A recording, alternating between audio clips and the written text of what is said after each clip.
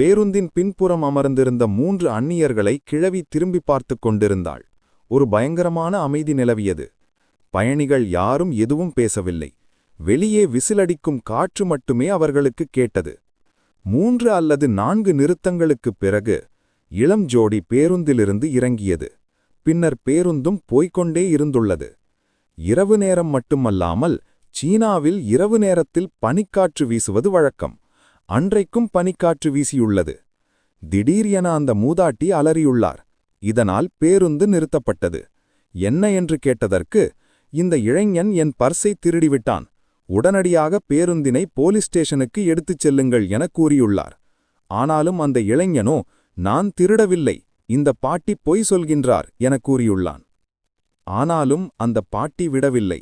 தொடர்ந்து திருட்டுப் பழி சுமத்திய அந்த பாட்டி உடனடியாக வண்டியினை நிறுத்தி கீழே அந்த இளைஞருடன் இறங்கியுள்ளார். நான் இந்த இளைஞனை போலீஸ் ஸ்டேஷனுக்கு அழைத்துச் செல்ல உள்ளதாக தெரிவித்தார். இதனை கேட்ட ஓட்டுநர் அவர்களை இறக்கிவிட்டுவிட்டு பேருந்தினை ஓட்ட ஆரம்பித்தார். அந்த பாட்டியும் இளைஞரும் சாலையின் ஓரமாக நின்றனர்.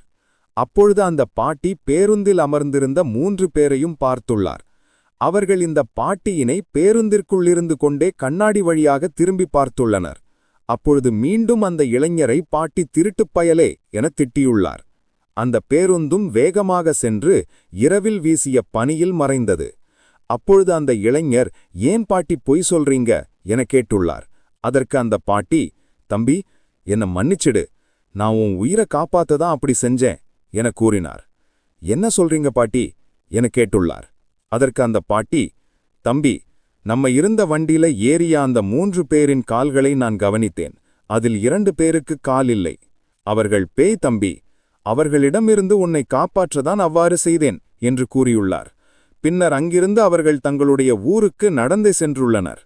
இந்நிலையில் அடுத்த நாள் அந்த பேருந்து தன்னுடைய நிலையத்திற்கு வரவில்லை என்ற புகாரானது போலீசில் கூறப்பட்டது. அதனைத் தொடர்ந்து போலீசார் வழக்கு பதிவு செய்து விசாரித்தனர். இந்த விஷயம் டிவிகளில் ஒளிபரப்பு செய்யப்பட்டது. இதனை பார்த்த அந்த பாட்டியும் இளைஞரும் தாமாக முன்வந்து பீஜிங் செய்தி சேனலுக்கு பேட்டியளித்துள்ளனர். அப்பொழுது நடந்த உண்மையினை கூறியிருக்கின்றனர்.